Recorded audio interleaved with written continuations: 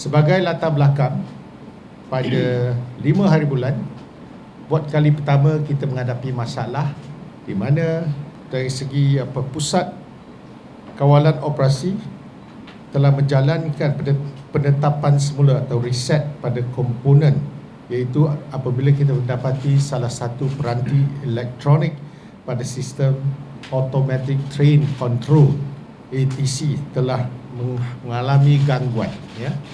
Buat kali pertama kita buat reset, kemudian sistem itu telah dipulihkan dan pemantauan pasukan OCC dan teknikal. Itu pada hari pertama.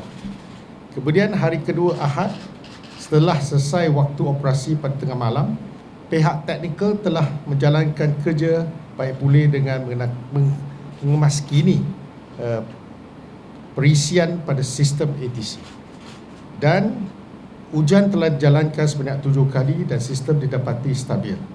Kemudian perkhidmatan beroperasi secara normal bermula jam 6 pagi. Ya, itu pada hari Ahad. Pada hari Isnin pada jam 10.38 pagi, salah satu peranti elektronik pada sistem ATC sekali lagi mengalami gangguan.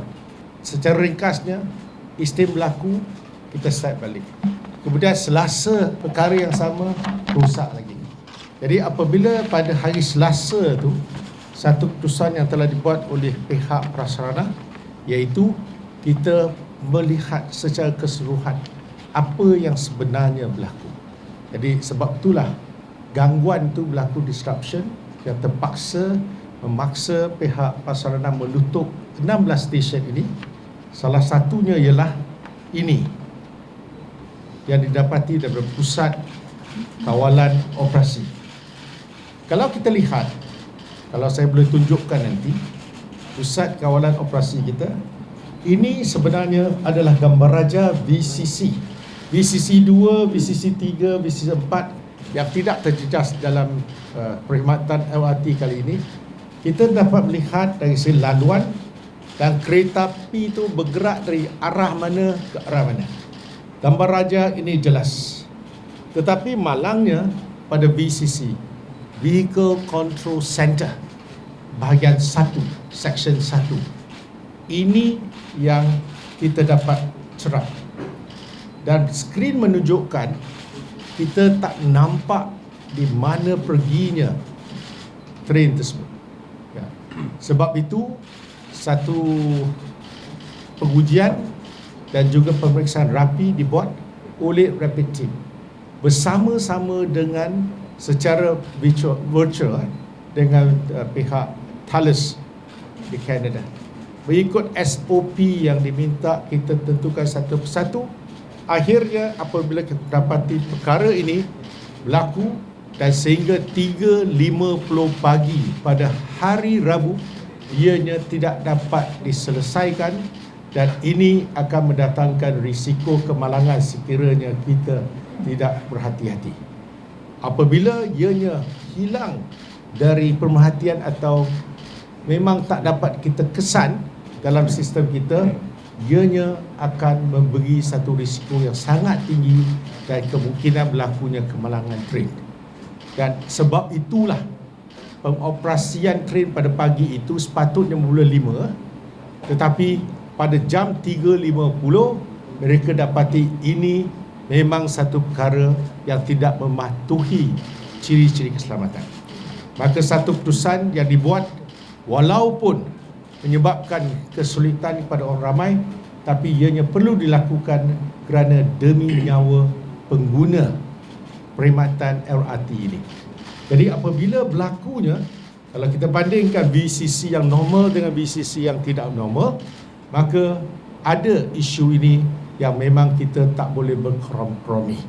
Jadi selepas itu keputusan yang memang tidak popular telah dibuat oleh pihak prasarana. Dan saya nak maklumkan bahawa dalam proses sejak 5 November sehingga hari ini, pihak Thales ataupun OEM, OEM iaitu penghilang asal sistem signaling, sistem komunikasi kita ini, sentiasa berada atau berhubung rapat dengan pihak Rapid Rail Team yang berada di sini untuk membuat troubleshooting. Dan saya nak maklumkan juga ia telah dibuat secara virtual meeting kerana perjalanannya agak jauh, tetapi wakil-wakilnya telah pun sampai lebih awal daripada regional office daripada Singapura. Mereka juga orang yang mahir dalam perkara ini yang telah diterbangkan khas daripada Singapura. Dan mereka ni daripada pelosok dunia lah. Pengalaman mereka memang di rata-rata tempat. Jadi tengah malam tadi, 2 orang lagi pakar daripada Kanada tiba membawa peralatan diagnostik. Okey, secara khas kerana mereka adalah pengilang. Mereka lihat apa yang dilakukan oleh Rapid Team, termasuk menukar modem dan juga satu komponen untuk power supply, di mana bukan saja VCC masalah dia, VCC 1 ni semasa kalau automatic dia nak serah, maksudnya dia kena handshake dengan VCC. Bila sampai sempadan dia kena serah tugas pada VCC kedua, segmen kedua. Itu yang ada sedikit gangguan teknikal. Dan sebab tu kita semak kali kedua bukan sahaja pada VCC 1. Ada pula masalah dengan Signaling Management Center, iaitu SMC. Jadi mula-mula tukar modem, kemudian tukar disebabkan kekhawatiran power supply kepada sistem tu mungkin ada sedikit kelemahan, maka diganti pula dengan peranti yang diperlukan. Jadi apabila tim yang tiba daripada Thales, 2 orang, mereka datang lihat dan mereka lakukan ujian hari pertama kemarin, 11 malam dah mula sampai hampir pukul 5 pagi. Itu adalah pengujian yang dibuat setelah penutupan pada hari Rabu. Jadi malam tu, Rabu malam 11 malam, mereka melakukan pengujian sehingga pagi, iaitu pada hari Khamis pagi itu. Dan sebab itulah semalam saya berada di MOT mendapat taklimat berbincang dengan pihak KSU, APAD, bahagian rail, termasuk juga laporan terkini daripada pihak Thales. Okey, dan saya telah mengambil keputusan tengah hari semalam saya terus datang tengok. Saya nak lihat dengan mata saya sendiri apa yang sebenarnya berlaku, apa yang menyebabkan satu keputusan yang desak perlu dibuat. Jadi apabila saya telah dimaklumkan 2 komponen telah ditukar dan mereka sedang menunggu pakar-pakarnya yang diterbang masuk daripada Toronto untuk mereka membawa sekali peralatan diagnostik untuk melihat, kerana mereka lah yang mencipta teknologi ini, mereka lah pengilang asal kepada sistem ini. Jadi bila sampai ke sini dan tengah malam tadi, 11.15 malam, mereka sekali lagi membuat pengujian. Dan kali ini mereka menggunakan 24 kereta api, iaitu 24 train untuk keseluruhan daripada Gombak sampailah ke Putra Heights. Ini melibatkan ke semua 24 train, 37 station. 27 stesen. 37 stesen tapi 24 buah train.